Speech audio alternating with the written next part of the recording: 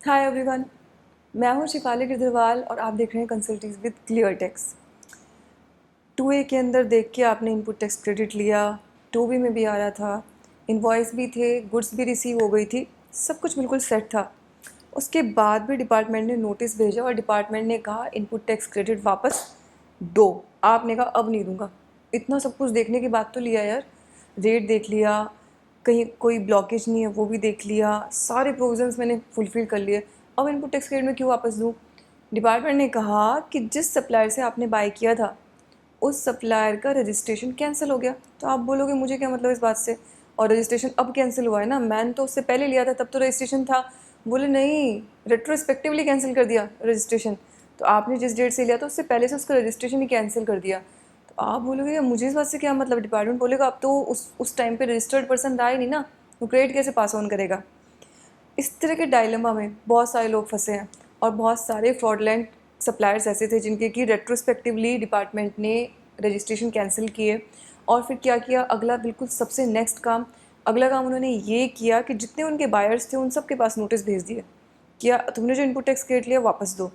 तो संचिता कुंडू के केस में कलकत्ता हाई कोर्ट ने क्लैरिफाई किया है कि इस तरह के केस में आपको इनपुट टैक्स क्रेडिट वापस देने की ज़रूरत नहीं है, लेकिन कंडीशंस अप्लाई। कंडीशंस क्या अप्लाई होंगी, आपकी ट्रांजैक्शन बोनाफाइड होनी चाहिए। अब इसका सहारा लेके ये नहीं है कि आपकी बोनाफाइड ट्रांजैक्शन नहीं थी और जो उसने फ्रॉडलेंट इन्वॉइसेस भेजे थे आपके भी उसी में से, तो आपको नहीं, मेरे को तो क्रेडिट मिलेगा संचिता कुंडू, ऐसा नहीं चलेगा।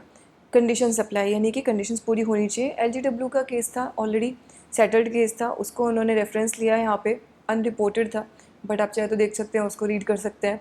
तो कोर्ट ने यही कहा कि जहाँ पे आपके पास इन्वॉइसेस हैं प्रॉपर, आप बाकी सारे प्रोविजन से कंप्लाई कर रहे हो, आपने गुड्स या सर्विसेज को रिसीव किया, आपने उसके लिए पेमेंट किया है, आपने उसके लिए 2A 2B चेक कर लिया, उसमें भी रिफ्लेक्ट हुआ था, सप्लाई ने रिटर्न भरी थी उसमें दिखाया था, तो सब कुछ अगर पूरा हो रहा है तो फिर आपसे इनपुट टैक्स क्रेडिट वापस नहीं छीना जा सकता। अगेन यहाँ पे एक और बहुत इंपॉर्टेंट चीज़ क्या है, एविडेंसेस, यानी कि कंडीशन सप्लाई है और मैंने कंडीशंस फुलफिल की, मैं कैसे बताऊंगी, एविडेंस के थ्रू। और एविडेंस किस तरह की हो सकती है, एक्सटर्नल हो सकती है और मेरी हो सकती है, यानी थर्ड पार्टी के द्वारा क्रिएटेड एविडेंस और हमारे खुद के द्वारा क्रिएटेड एविडेंस।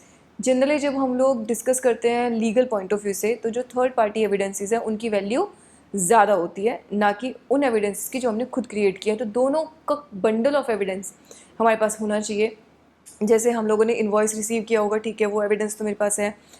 इन्वॉइस रेज किसने किया था, सप्लायर ने, तो वो मेरे हाथ में नहीं था, ठीक है। उसने अपनी रिटर्न में एंटर भी किया तो वो भी मेरे कंट्रोल में नहीं था। अपनी बुक्स ऑफ अकाउंट्स में एंट्री करना वो मेरे कंट्रोल में था, वो मैंने किया। अपनी रिटर्न फाइल करना वो भी मेरे कंट्रोल में था, मैंने किया। देन जब आपकी गुड्स हैं अगर, तो मूव हुई होंगी, मूव होने के टाइम पे आपने कुछ टोल पे किया होगा, वो एविडेंस था। साथ में ट्रांसपोर्टर को पे किया होगा आपने, सप्लायर ने, वो एविडेंस था। गुड्स का मूवमेंट होके आया पूरा का पूरा, उन चीज़ों की एविडेंस थी। तो इसलिए हमें हमेशा अपनी वाउचिंग और अपनी जो एविडेंसेस हैं, जब हम लोग बिल्स बनाते हैं उसके साथ में जो हम लोग सपोर्टिंग जिसको बोलते हैं सपोर्ट्स ऐड करते हैं साथ में, वो पूरी की पूरी हमें ध्यान से करनी चाहिए।